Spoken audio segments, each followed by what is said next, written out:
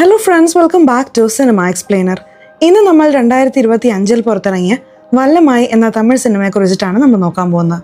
സിനിമയിലേക്ക് കടക്കുന്നതിന് മുമ്പ് ചാനൽ ഇതുവരെ സബ്സ്ക്രൈബ് ചെയ്യാതെയാണ് നിങ്ങൾ വീഡിയോ കാണുന്നതെങ്കിൽ ചാനൽ ഒന്ന് സബ്സ്ക്രൈബ് ചെയ്ത് തൊട്ടടുത്തുള്ള ബെല്ലൈക്കൺ അമർത്തിയാൽ ഞങ്ങൾ അപ്ലോഡ് ചെയ്യുന്ന പുതിയ വീഡിയോസ് നിങ്ങളുടെ കരിയിലേക്ക് ഉടനെ തന്നെ എത്തുന്നതായിരിക്കും. സോ നമുക്ക് ഒട്ടും സമയം കളയാതെ തന്നെ സിനിമയിലേക്ക് കടക്കാം. സിനിമയുടെ സ്റ്റാർട്ടിംഗ് സീനിൽ തന്നെ പ്രേംജിയും അദ്ദേഹത്തിന്റെ മകളും കൂടി ചെന്നൈയിലേക്ക് വരുന്നതാണ് കാണിക്കുന്നത്. ഇവരെന്തിനാണ് വരുന്നതെന്ന് ഒരു വോയിസ് ഓവറിലൂടെ നമ്മൾക്ക് പറഞ്ഞു തരുന്നുണ്ട്. യഥാർത്ഥത്തിൽ പ്രേംജി ഒരാളെ പ്രണയിച്ച് വിവാഹം കഴിച്ചതാണ്. സന്തോഷത്തോടെ അവർ ഒന്നിച്ച് ജീവിച്ചു വരികയായിരുന്നു. അവർക്കൊരു പെൺകുട്ടിയും ജനിച്ചു. എന്നാൽ ആ കുഞ്ഞിന്റെ അമ്മ കിണറ്റിൽ നിന്ന് വെള്ളം എടുക്കുന്നതിനിടയിൽ കാല് വഴുതി വീണ് മരിച്ചു പോകുന്നു. അതേസമയം ഇദ്ദേഹത്തിന് സുഖമില്ലാതെ വരുന്നു. ആ അസുഖത്തെ തുടർന്ന് അദ്ദേഹത്തിന് കേൾവിക്കുറവ് സംഭവിക്കുന്നു. ഇപ്പോൾ ഹിയറിംഗ് എയ്ഡാണ് ഉപയോഗിക്കുന്നത്. മകളുടെ പഠനം നല്ല രീതിയിൽ നടക്കണമെങ്കിൽ ചെന്നൈയിൽ വരണമല്ലോ, അതുകൊണ്ടാണ് അദ്ദേഹം ചെന്നൈയിലേക്ക് വന്നിരിക്കുന്നത് എന്നാണ് വോയിസ് ഓവർ പറയുന്നത്. അങ്ങനെ അവിടെ ഒരു ഓട്ടോക്കാരൻ ചേട്ടനോട് വീട് വേണമെന്ന് അദ്ദേഹം ചോദിക്കുന്നു. ശരി, എനിക്ക് അറിയാവുന്ന സ്ഥലങ്ങളിലെ വീടുകളൊക്കെ ഞാൻ കാണിച്ചു തരാം എന്ന് ആ ചേട്ടനും പറയുന്നു. പുള്ളി ആദ്യം ചില വീടുകളൊക്കെ കാണിക്കുന്നുണ്ട്. അതിനൊക്കെ വാടക കുറച്ച് കൂടുതലാണ്. പിന്നെ വാടക കുറഞ്ഞൊരു സ്ഥലത്തേക്ക് ആ ചേട്ടൻ അവരെ കൂട്ടിക്കൊണ്ടുവരുന്നു. അവിടെ വാടക കുറവായിരുന്നു. ഈ വീട് തന്നെ മതി എന്ന് അവർ രണ്ടുപേരും തീരുമാനിക്കുന്നു. പ്രേംജിക്ക് എന്ത് ജോലിയാണ് ചെയ്യേണ്ടതെന്ന് അറിയില്ല. സഹായിക്കാമോ എന്ന് അദ്ദേഹം ആ ചേട്ടനോട് ചോദിക്കുന്നുണ്ട്. പോസ്റ്റർ ഒട്ടിക്കുന്ന ജോലിയാണ് ഞാൻ ആദ്യം ചെയ്തിരുന്നത്. അതിനുശേഷമാണ് ഓട്ടോ ഓടിക്കാൻ തുടങ്ങിയത്. അവിടെ ഞാൻ സംസാരിച്ച് നിനക്ക് ജോലി വാങ്ങിത്തരാം. അതുപോലെ വെറുതെ ഇരിക്കുമ്പോൾ എൻ്റെ ഓട്ടോ വേണമെങ്കിൽ എടുത്ത് ഓടിച്ചോ, അതുവഴിയും കുറച്ച് കാശ് കിട്ടുമല്ലോ എന്ന് അദ്ദേഹം പറയുന്നു. പ്രേംജിയും അത് സമ്മതിക്കുന്നു. ഇവരിങ്ങനെ സംസാരിച്ച് നിൽക്കുമ്പോൾ അടുത്ത വീട്ടിലെ ഒരു പയ്യൻ വേഗത്തിൽ ഓടി വന്ന് ഇവരുടെ ദേഹത്ത് തട്ടിയിട്ട് പോകുന്നു. എന്തിനാണ് ഇങ്ങനെ തട്ടിയിട്ട് പോകുന്നതെന്ന് ചോദിക്കുന്നുണ്ട്. ഞാൻ അടുത്ത വീട്ടിലാണ് താമസം. അതെ, നിങ്ങളാരാ എന്നവൻ തിരിച്ചു ചോദിക്കുന്നു.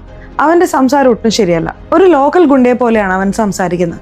എന്താ ചേട്ടാ ഇങ്ങനെ ഒരുത്തൻ അടുത്ത വീട്ടിലുള്ളത് എന്ന് പ്രേംജി ചോദിക്കുന്നു. എവിടെ പോയാലും ഇതുപോലെ ഓരോരുത്തരുണ്ടാവും, കുറച്ചൊന്ന് അഡ്ജസ്റ്റ് ചെയ്യേ എന്ന് ആ ചേട്ടൻ പറയുന്നു. പുള്ളിയും അത് സമ്മതിക്കുന്നു. അന്ന് രാത്രി മകൾ ചോദിക്കുകയാണ്, അമ്മയ്ക്ക് മാത്രം ഇങ്ങനെ സംഭവിച്ചില്ലായിരുന്നെങ്കിൽ നമുക്ക് അതേ നാട്ടിൽ തന്നെ സന്തോഷമായി ജീവിക്കായിരുന്നില്ല അച്ഛാ, ദൈവം എന്തിനാ നമുക്ക് ഈ കഷ്ടപ്പാട് തരുന്നത് എന്ന്. അതിന് അദ്ദേഹം ഒരു കഥ പറയാൻ തുടങ്ങുന്നു. ഒരാൾ ഇങ്ങനെ നടന്നു പോവായിരുന്നു. താഴെ മുഴുവൻ പൂക്കളായിരുന്നു. അതുകൊണ്ട് അയാൾക്ക് എളുപ്പത്തിൽ നടക്കാൻ കഴിഞ്ഞു. അപ്പോൾ അയാൾ നോക്കിയപ്പോൾ തൻ്റെ കാൽപ്പാടുകൾക്കൊപ്പം മറ്റൊരു കാൽപ്പാട് കൂടി കണ്ടു. അത് ദൈവത്തിൻ്റെ കാൽപ്പാടായിരുന്നു. ദൈവം കൂടെ വരുന്നുണ്ടെന്ന് അവൻ കരുതി. കുറച്ചുകൂടി മുന്നോട്ട് പോയപ്പോൾ അവിടെ മരുഭൂമിയായി. അവന് നടക്കാൻ ഭയങ്കര ബുദ്ധിമുട്ടായി. അപ്പോൾ അവന് ഒപ്പം ദൈവത്തിൻ്റെ കാൽപ്പാടുകൾ കാണാനില്ലായിരുന്നു. അവന് ഭയങ്കര ദേഷ്യം വന്നു. ദൈവമേ, നീ എന്തിനാ ഇങ്ങനെ ചെയ്യുന്നതെന്ന് അവൻ ചോദിച്ചു. അതിന് ദൈവം എന്താ പറഞ്ഞതെന്നറിയാമോ? അവിടെ കണ്ട കാൽപ്പാട് നിന്റേതാണെന്നാണോ നീ കരുതിയത്? യഥാർത്ഥത്തിൽ അത് എൻ്റെ കാൽപ്പാടുകളായിരുന്നു. നിനക്ക് ബുദ്ധിമുട്ട് അറിയാതിരിക്കാൻ ഞാൻ നിന്നെ തോളിലേറ്റി കൊണ്ടുവരികയായിരുന്നു. എന്നിട്ട് നീ എന്നെ തന്നെ സംശയിച്ച് ദേഷ്യപ്പെടുകയാണോ? നീ സന്തോഷമായിരിക്കുന്ന സമയത്ത് ഞാൻ കൂടെയില്ലെങ്കിലും നീ കഷ്ടപ്പെടുന്ന സമയത്ത് ഞാൻ തീർച്ചയായിട്ടും നിന്റെ കൂടെ ഉണ്ടാവും എന്ന് ദൈവം പറഞ്ഞു. ഇങ്ങനൊരു കഥ പുള്ളി മകൾക്ക് പറഞ്ഞു കൊടുക്കുകയാണ്. ഓട്ടോക്കാരൻ ചേട്ടൻ ജോലി വാങ്ങിത്തരാം എന്ന് പറഞ്ഞില്ലേ, പുള്ളി ഇതിനു മുമ്പ് പോസ്റ്റർ ഒട്ടിക്കുന്ന ജോലി ചെയ്തിട്ടുണ്ടായിരുന്നല്ലോ. അങ്ങനെ അവിടേക്ക് കൊണ്ടുവന്ന് അവിടെയുള്ളവരെ പരിചയപ്പെടുത്തി കൊടുക്കുന്നു. അവരയാൾക്ക് ജോലിയും കൊടുക്കുന്നുണ്ട്. ഒരു ബൈക്ക് വാങ്ങിക്കോ, കാരണം രാത്രിയിൽ ഒരുപാട് സ്ഥലങ്ങളിൽ പോവേണ്ടി വരും എന്നവർ പറയുന്നു. ശരി എന്ന് പുള്ളിയും സമ്മതിക്കുന്നു. അങ്ങനെ അദ്ദേഹം പോസ്റ്റർ ഒട്ടിക്കുന്ന ജോലി തുടങ്ങുന്നു. അതുപോലെ മകളെ ഒരു സ്കൂളിൽ ചേർക്കുന്നുണ്ട്. വൈകുന്നേരം മകളെ വിളിക്കാൻ വരുമ്പോൾ അവൾ കുറച്ച് ടയേർഡാണ്. അദ്ദേഹത്തിനും ഒന്നും മനസ്സിലാവുന്നില്ല. അപ്പൊ മകള് പറയാണ്, അച്ഛാ ബാത്റൂമിൽ പോകുന്ന ഭാഗത്ത് വേദനിക്കുന്നുണ്ട്, അതുപോലെ ബ്ലഡും വരുന്നുണ്ട് എന്ന്. ഒരു പക്ഷെ മകൾക്ക് വയസ്സറിയിച്ചതാകും എന്ന് അദ്ദേഹം കരുതുന്നു. ശരി മോളെ, വണ്ടി കയറ് എന്ന് പറഞ്ഞ അദ്ദേഹം അവളെ ഹോസ്പിറ്റലിലേക്ക് കൂട്ടിക്കൊണ്ടുപോകുന്നു. എൻ്റെ മകൾക്ക് വയസ്സറിയിച്ചു എന്ന് തോന്നുന്നു. വീട്ടിൽ വേറെ സ്ത്രീകളൊന്നുമില്ല, അതുകൊണ്ടാണ് ഇങ്ങോട്ടേക്ക് കൊണ്ടുവന്നതെന്ന് പുള്ളി ഡോക്ടറോട് പറയുന്നു. ശരി സാർ, ഞാൻ ചെക്ക് ചെയ്യാം എന്ന് പറഞ്ഞ അവിടുത്തെ ഡോക്ടർ അവളെ പരിശോധിക്കാൻ കൊണ്ടുപോകുന്നു. കുറച്ചു കഴിഞ്ഞ് അവർ ചെക്ക് ചെയ്തിട്ട് തിരികെ വരുന്നു. എന്നാൽ ഡോക്ടറുടെ മുഖഭാവം ആകെ മാറിയിരുന്നു. എന്താ പ്രശ്നം എന്ന് അദ്ദേഹം ചോദിക്കുന്നു. കുറച്ച് ടെസ്റ്റുകൾ കൂടി എടുക്കണം, ഞാൻ കൊണ്ടുപോയി എടുത്തിട്ട് വരാം എന്ന് പറഞ്ഞ് അവർ മകളെ വേറൊരു സ്ഥലത്തേക്ക് കൊണ്ടുപോകുന്നു. എന്തിനാണ് ഇനിയും ടെസ്റ്റുകൾ എന്ന് പറഞ്ഞ് അദ്ദേഹം ആകെ ടെൻഷനിലാവുന്നു. അങ്ങനെ ടെൻഷനോടെ കാത്തിരിക്കുകയാണ്. എല്ലാ ചെക്കപ്പും കഴിഞ്ഞ് മകളെ തിരിച്ചു കൊണ്ടുവരുന്നു. നീ പുറത്ത് വെയിറ്റ് ചെയ്യേ, ഞാൻ അച്ഛനോടൊന്ന് സംസാരിക്കട്ടെ എന്ന് ഡോക്ടർ പറയുന്നു. അവൾ പുറത്തു പോയിരിക്കുന്നു. അപ്പോൾ ഡോക്ടർ പറയാണ്, നിങ്ങൾ വിചാരിച്ചതുപോലെ അവൾക്ക് വയസ്സറിയിച്ചതൊന്നും അല്ല. നിങ്ങളുടെ മകൾക്ക് നേരെ റേപ്പ് അറ്റംപ്റ്റ് നടന്നിട്ടുണ്ട്. അവൾക്ക് പോലും അതറിയില്ല. ആരോ എന്തോ മയക്കുമരുന്ന് പോലൊന്ന് കൊടുത്തിട്ടാണ് ഇത് ചെയ്തിരിക്കുന്നത്. അതുകൊണ്ടാണ് അവൾക്ക് എന്ത് സംഭവിച്ചു എന്ന് പോലും അറിയാത്തത് എന്ന് ഡോക്ടർ പറയുന്നു. എന്താ ഈ പറയുന്നത് എന്ന് കേട്ട് പുള്ളി ആകെ ഞെട്ടിപ്പോകുന്നു. ഉടനെ പോലീസ് കംപ്ലൈന്റ് കൊടുക്കണം അല്ലേ എന്ന് ചോദിക്കുന്നു. മകൾക്ക് ഇങ്ങനെ സംഭവിച്ചു എന്നറിയുമ്പോൾ നിങ്ങളുടെ മാനസികാവസ്ഥ എന്താണെന്ന് എനിക്ക് മനസ്സിലാക്കാൻ കഴിയും. എന്നാൽ എന്നോട് ചോദിച്ചാൽ പോലീസിന്റെ അടുത്ത് പോകുന്നത് വെറുതെയാണ്. അവരെന്തായാലും പ്രതിയെ പിടിക്കാൻ പോകുന്നില്ല. അന്വേഷണം എന്ന പേരിൽ അവർ നിങ്ങളോട് ഒരുപാട് ചോദ്യങ്ങൾ ചോദിക്കും. നിങ്ങളെയും നിങ്ങളുടെ മകളെയും ഒരുപാട് കഷ്ടപ്പെടുത്തും. അതുപോലെ നിങ്ങളുടെ മകൾക്ക് ഇങ്ങനെ സംഭവിച്ചത് എല്ലാവരും അറിയുകയും ചെയ്യും. അത് അവളുടെ ഭാവിയെ ബാധിക്കും എന്ന് ഈ ഡോക്ടർ പറയുന്നു. അതിന് അവനെ വെറുതെ വിടാൻ പറ്റുമോ എന്ന് അദ്ദേഹം ചോദിക്കുന്നു. റോഡിൽ ഒരുപാട് പേപ്പട്ടികളുണ്ട്. ആ നായ കടിച്ചാൽ നമ്മൾ ഇഞ്ചക്ഷൻ എടുത്തിട്ട് പോകാറില്ലേ, അതുപോലെ വേണം ഇതിനെയും കണ്ടില്ലെന്ന് വെക്കാൻ. ആ പേപ്പട്ടികളോട് നമ്മൾ വഴക്കിന് പോയാൽ നമുക്ക് തന്നെയാണ് കുഴപ്പം. എനിക്ക് തോന്നിയത് ഞാൻ പറഞ്ഞു. ഇതിനുശേഷം നിങ്ങൾ വേണം എന്ത് തീരുമാനം എടുക്കണമെന്ന് ആലോചിക്കാൻ. നിങ്ങൾക്ക് ആലോചിച്ച് തീരുമാനം എടുക്കാം. കഴിയുന്നതും മകൾ ഇതൊന്നും അറിയാതിരിക്കുക. അതുപോലെ കൗൺസിലിങ്ങിന് കൊണ്ടുവരണമെങ്കിൽ എൻ്റെ അടുത്തേക്ക് കൊണ്ടുവന്നോളൂ എന്ന് ഡോക്ടർ പറയുന്നു.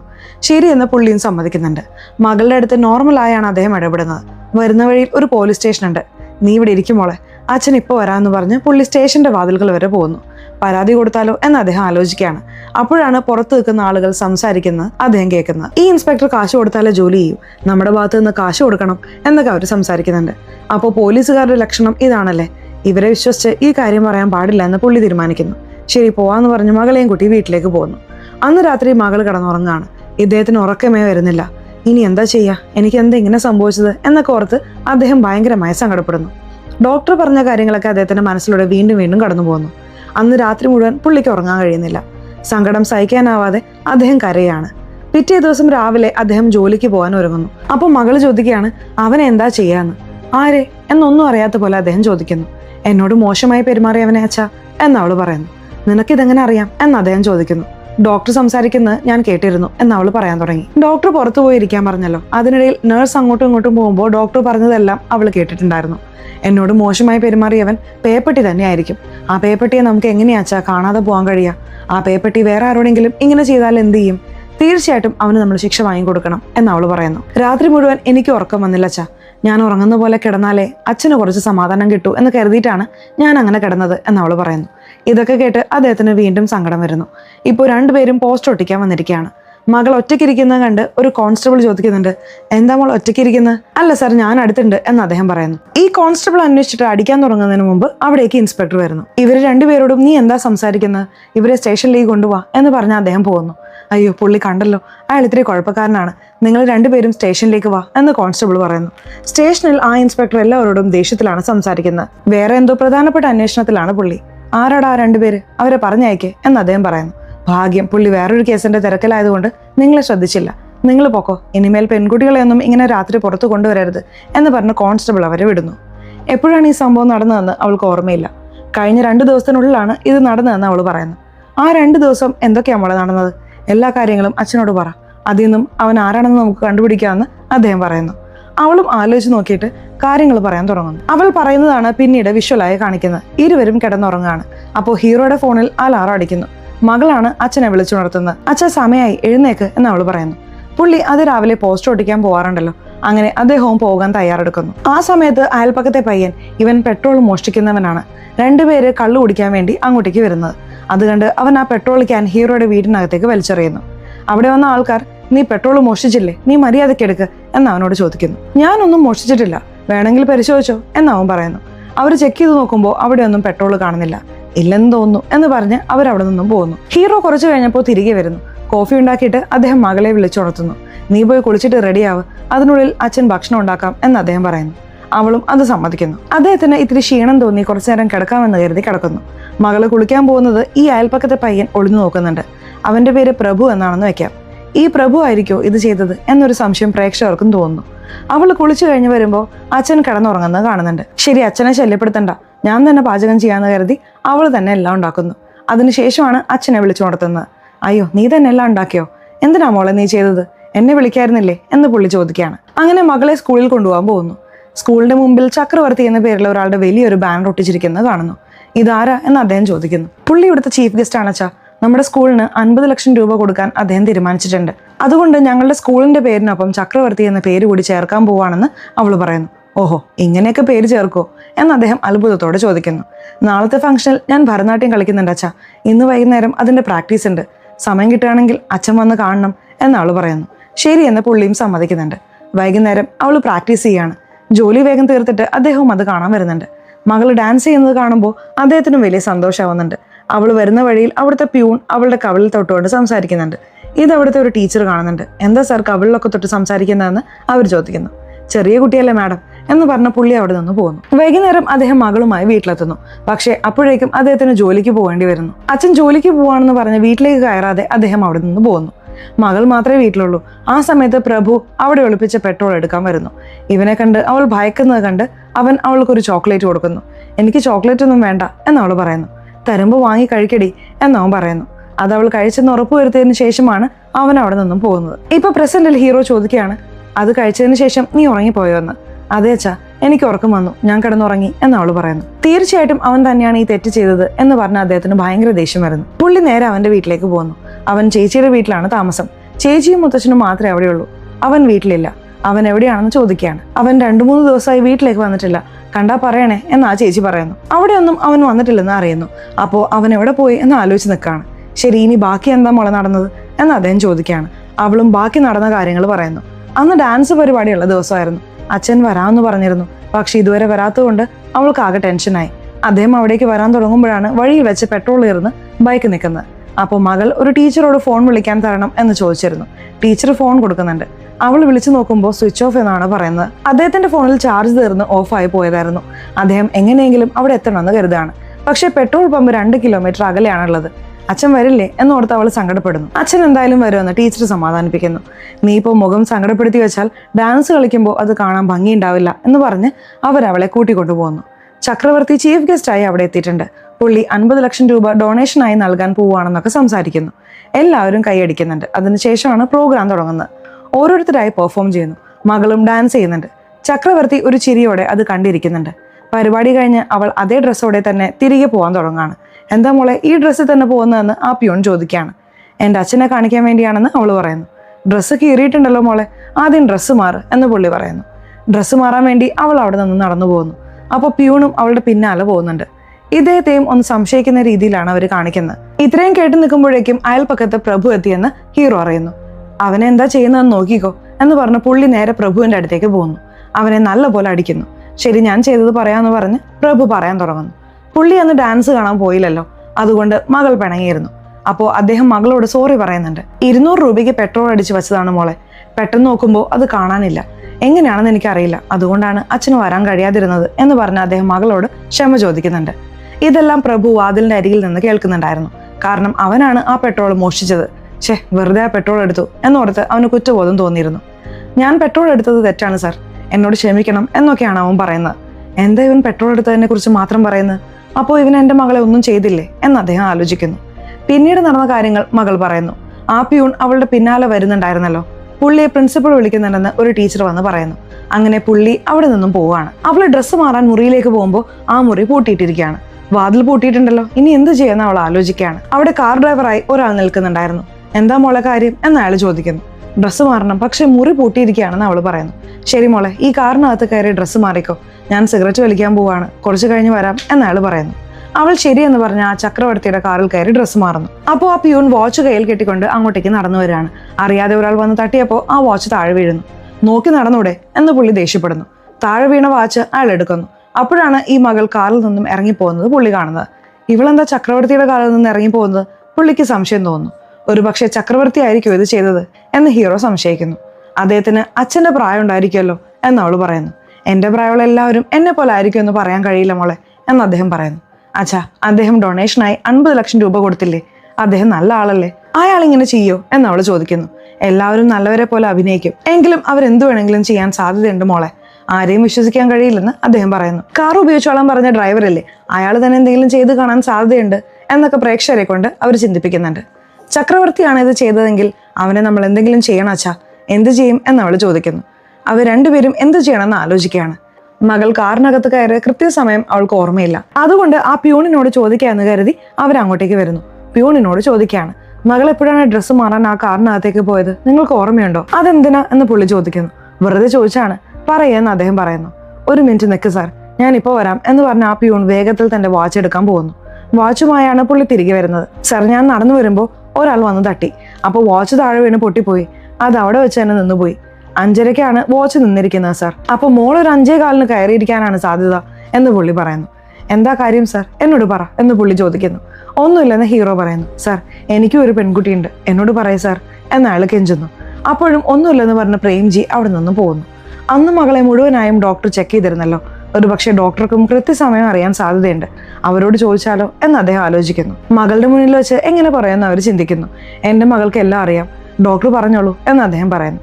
ഡോക്ടറും കൃത്യസമയം പറയുന്നു. 5 മണിക്കും 6 മണിക്കും ഇടയിലായിരിക്കും ഇത് സംഭവിച്ചിട്ടുണ്ടാവുക എന്ന്, അതും 2ാമത്തെ ദിവസം 5 മുതൽ 6 വരെ എന്നവർ പറയുന്നു. അപ്പോൾ ഉറപ്പായും ഇത് പ്രഭു അല്ല ചെയ്തത്. ഇത് ചെയ്തത് കാറിനകത്ത് വെച്ച് ചക്രവർത്തി തന്നെ ആയിരിക്കണം എന്ന് അവർ ഉറപ്പിക്കുന്നു. ഇപ്പോൾ ഹീറോ വീണ്ടും ആ പ്യൂണിനോട് സംസാരിക്കാൻ വരുന്നു. ചക്രവർത്തിയുടെ അഡ്രസ്സ് കിട്ടുമോ എന്ന് ചോദിക്കുന്നു. സാർ, ചക്രവർത്തിയെ പോലുള്ള വലിയ പണക്കാർക്ക് ഒരു വീടായിരിക്കില്ല ഉണ്ടാവുക, അവർക്ക് ഒരുപാട് വീടുകൾ കാണും എന്ന് പുള്ളി പറയുന്നു. ശരി, ഞാൻ നോക്കിക്കോളാന്ന് പറഞ്ഞ് ഹീറോ പോകാൻ തുടങ്ങുന്നു. അപ്പോഴാണ് പ്യൂണിന് ഒരു കാര്യം ഓർമ്മ വരുന്നത്. ചക്രവർത്തിക്ക് ഒരു ഡ്രൈവർ ഉണ്ടായിരുന്നല്ലോ, അയാളും ഇവനും സംസാരിച്ചിട്ടുണ്ടായിരുന്നു. ഇരുവരും ഒരുമിച്ച് നിന്നാണ് അന്ന് സിഗരറ്റ് വലിച്ചത്. അപ്പോൾ അയാൾ പറഞ്ഞിരുന്നു, തനിക്ക് ചക്രവർത്തിയെക്കുറിച്ച് എല്ലാം അറിയാം, 30 വർഷമായി ജോലി ചെയ്യാണെന്ന്. സാർ നിക്ക്, ചക്രവർത്തിയെക്കുറിച്ചുള്ള മുഴുവൻ വിവരങ്ങളും ആ ഡ്രൈവർക്ക് അറിയാം, വേണമെങ്കിൽ അയാളോട് ചോദിച്ചു നോക്ക് എന്ന് അയാൾ പറയുന്നു. ശരി എന്ന് പറഞ്ഞ് ഇവർ വീട്ടിലേക്ക് തിരിച്ചു വരുന്നു. ഒരുപക്ഷെ ചക്രവർത്തിയാണിത് ചെയ്തതെന്ന് ഉറപ്പായാൽ അയാൾ എന്ത് ചെയ്യും എന്ന് അദ്ദേഹം ചോദിക്കുന്നു. തീർച്ചയായിട്ടും അവനെ പോലുള്ളവരെ കൊല്ലണം എന്ന് മകൾ പറയുന്നു. അപ്പൊ അതുപോലെ മകൾ സ്കൂളിലേക്ക് വരുന്നു. അവൾ ഇങ്ങനെ നടന്നു വരുമ്പോൾ ചക്രവർത്തിയുടെ കാർ ആ വഴിയെ പോവാണ്. ഇത് കണ്ട് അവൾക്ക് ഭയങ്കര പേടിയാവുന്നു. ടീച്ചർ, വീട്ടിലേക്കൊന്ന് വിളിക്കണം, ഫോൺ താ എന്ന് പറഞ്ഞ് അവൾ ഫോൺ വാങ്ങുന്നു. അച്ഛാ, ചക്രവർത്തിയുടെ കാർ ഇതുവഴി പോയി, എനിക്ക് പേടിയാവുന്നു എന്ന് അവൾ പറയുന്നു. അതൊന്നുമില്ല മോളെ, നീ ആദ്യം പോയി കുറച്ച് വെള്ളം കുടിക്കുക എന്ന് അദ്ദേഹം പറയുന്നു. അവൾ വെള്ളം എടുത്ത് കുടിക്കുകയാണ്. വീണ്ടും എന്തെങ്കിലും സംഭവിക്കോ എന്ന് അവൾ വല്ലാതെ പേടിക്കുന്നുണ്ട്. ഒന്നുമില്ല മോളെ, അച്ഛനുണ്ടല്ലോ കൂടെ എന്ന് പറഞ്ഞ് അദ്ദേഹം അവളെ ആശ്വസിപ്പിക്കുന്നു. ഇവിടെ വെച്ച് അവൾ ഒരു കാര്യം ഓർത്തു നോക്കുന്നതാണ് പ്രേക്ഷകരെ കാണിക്കുന്നത്. അദ്ദേഹം മകളെ സാധാരണ തങ്കക്കെട്ടി എന്നാണ് വിളിക്കാറുള്ളത്. എപ്പോൾ മുതലാച്ചാ ഇങ്ങനെ വിളിക്കാൻ തുടങ്ങിയത് എന്ന് അവൾ ചോദിക്കുന്നു. അതിന് അദ്ദേഹം ഒരു കാര്യം പറയുന്നു. പണ്ടൊക്കെ ഞാൻ ഉറങ്ങുമ്പോൾ എനിക്കൊരു സ്വപ്നം വരും. സ്വപ്നത്തിൽ ഒരു പാമ്പ് എന്നെ ഒരിടത്തേക്ക് കൂട്ടിക്കൊണ്ടുപോകും. അവിടെ ഒരു സ്വർണ്ണക്കെട്ടി എനിക്ക് കാണിച്ചു തരും. ഞാൻ അതെടുക്കാമെന്ന് കരുതുമ്പോഴേക്കും പാമ്പ് എന്നെ കൊത്തും. ഞാൻ ഞെട്ടി ഉണരും.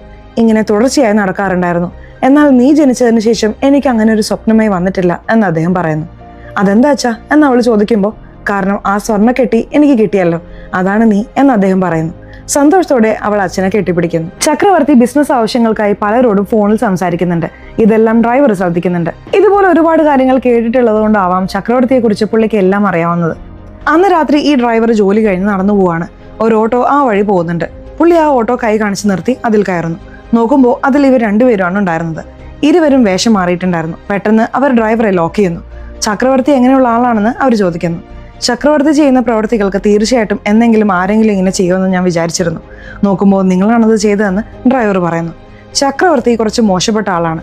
ഒരുപാട് നിയമവിരുദ്ധമായ കാര്യങ്ങൾ അവൻ ചെയ്യുന്നുണ്ട്. അവൻ നല്ലവനാണെന്ന് നാട്ടുകാരെ കാണിക്കാൻ വേണ്ടിയിട്ടാണ് ഇത്തരം പൊതുപ്രവർത്തനങ്ങളൊക്കെ ചെയ്യുന്നത്.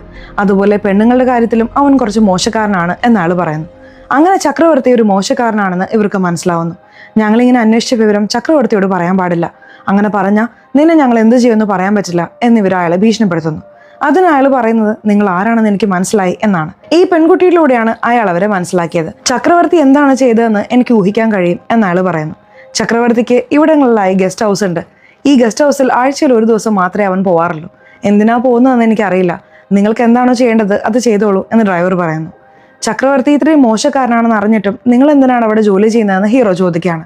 എന്ത് ചെയ്യാനാ, എൻ്റെ കുട്ടികളെ നോക്കണമെങ്കിൽ എന്തെങ്കിലും പണി ചെയ്യണമല്ലോ, അതിനു വേണ്ടിയിട്ടാണ് അഡ്ജസ്റ്റ് ചെയ്ത് പണിയെടുക്കുന്നത് എന്നയാൾ പറയുന്നു. അങ്ങനെ ചക്രവർത്തി ആഴ്ചയിൽ ഒരിക്കൽ വരുന്ന ഗസ്റ്റ് ഹൗസിനെ കുറിച്ച് ഇവർക്ക് വിവരം കിട്ടുന്നു. അവൻ ഒറ്റയ്ക്കാണോ വരിക അതോ വേറെ ആരുടെയെങ്കിലും ഒപ്പമാണോ എന്നൊക്കെ അവർ ആലോചിക്കുന്നു.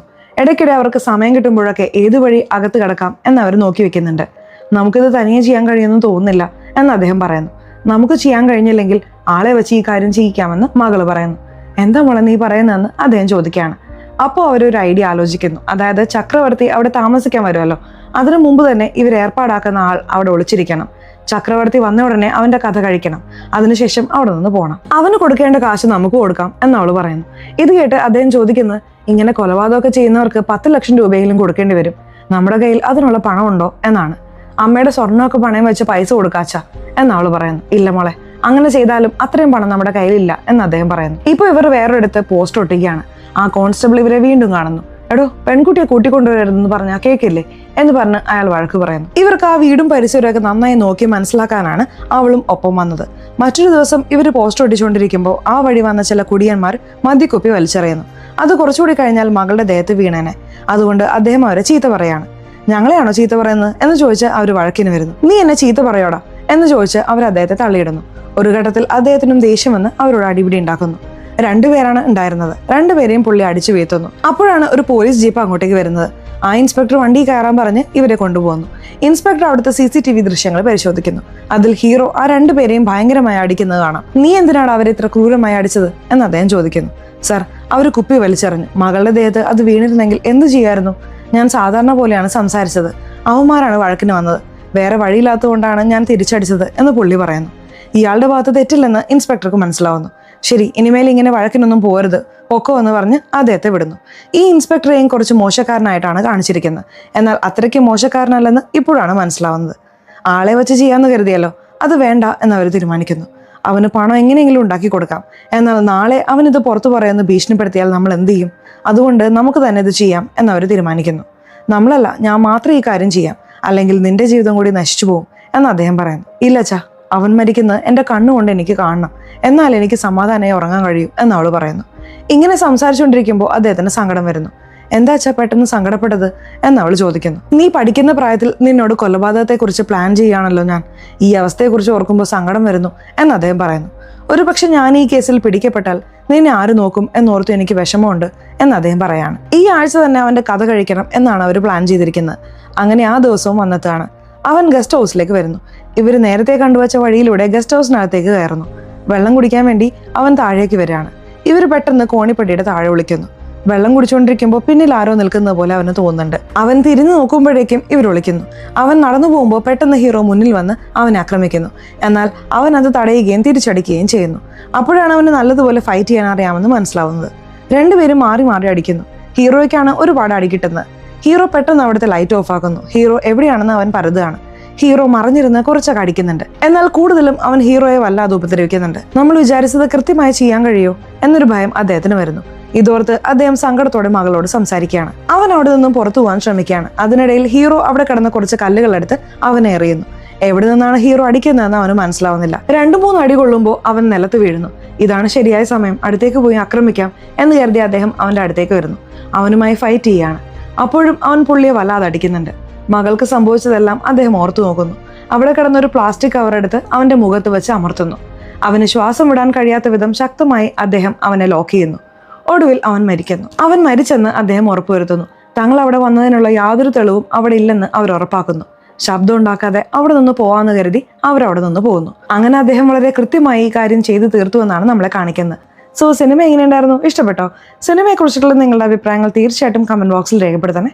അതുപോലെ ചാനൽ ഇതുവരെ സബ്സ്ക്രൈബ് ചെയ്തിട്ടില്ലെങ്കിൽ ചാനൽ ഒന്ന് സബ്സ്ക്രൈബ് ചെയ്ത് ഈ വീഡിയോ ഇഷ്ടപ്പെട്ടാൽ തീർച്ചയായിട്ടും ഒരു ലൈക്ക് കൂടി തരാൻ മറക്കല്ലേ. സോ ഇനി അടുത്തൊരു വീഡിയോയിൽ കാണുന്നവരെ ബൈ.